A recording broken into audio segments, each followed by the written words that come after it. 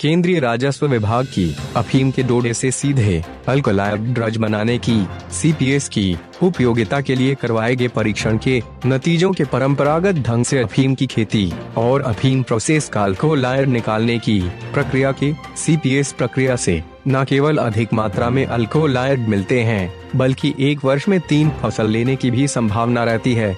इस पद्धति का किसानों को झूठ बोलकर बर्बाद किया जा रहा है, ये कहना है भारतीय अफीम किसान विकास समिति के राष्ट्रीय अध्यक्ष रामनारायण झाझड़िया का। उन्होंने बताया कि अफीम किसानों सावधान हो जाओ, सरकार CPS पद्धति के द्वारा झूठ बोल रही है कि इससे किसानों को फायदा होगा। सरकार ने विगत साल शंकर लाल जाटराणावता की चौकड़ी को CPS पद्धति के अंदर अफीम की खेती कराई थी। उसमें 75,000 रुपए की लागत आई थी और कंपनी में बहुत दिनों बाद केवल 60,000 रुपए दिए थे।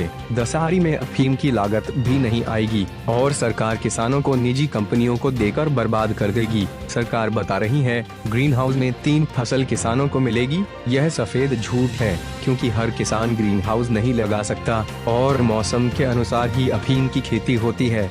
चीरा नहीं लगाने से किसानों यह अफीम की खेती निकल जाएगी।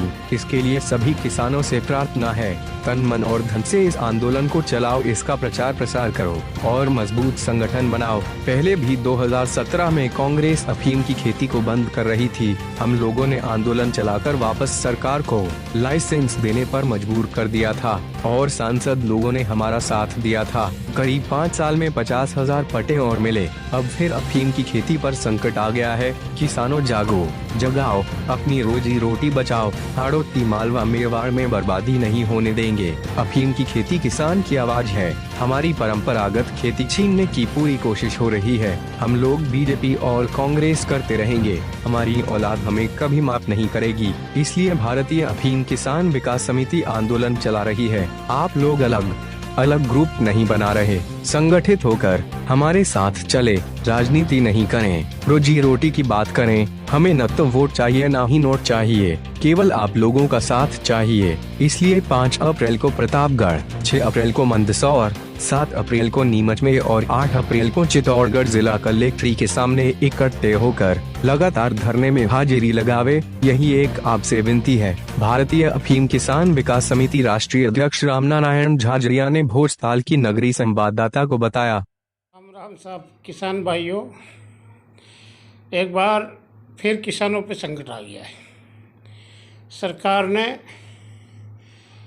CPS पद्धति लगाई है। अफीम में से डायरेक्ट कोडिंग निकालेगी और चीरा नहीं लगाने देगा। और फैक्ट्री वाले किसान बनेंगे और वो कोडिंग निकालेंगे फैक्ट्री मशीन के द्वारा। ये सब निजी हाथों में जा रहा है। गए साल 5-6 लाइसेंस इन्होंने निजी दिए थे। जिन लोगों को 60-60 हज़ार रुपये मिले, एक तो हमारे भाई साहब शंकर लाल जी वो चौगावड़ी है रणावता की, वहाँ से उनको भी 60,000 रुपये मिले थे और 75,000 की लागत आई थी और 3 बार पैसे दिए और चेक के द्वारा पैसे दिए, यानी लागत भी उनकी नहीं आई। तो इस प्रकार से किसानों के साथ में जो अत्याचार होगा उसको भारत सरकार सही ठहरा रही है। इसलिए हम लोगों ने अब निर्णय किया है कि ज़्यादा लंबा चौड़ा वीडियो नहीं बनाएंगे। हम सांसद महोदय से मिलेंगे, CP जोशी जी मिलेंगे, सुधीर गुप्ता से मिलेंगे, राष्ट्रपति महोदय को ज्ञापन देंगे और वित्त राज्य मंत्री जी से मिलेंगे और अपने किसानों की समस्या बताएंगे। क्योंकि हमारी सरकार है तो हम लोग धरना दे कर के विपक्ष का काम नहीं कर रहे हैं।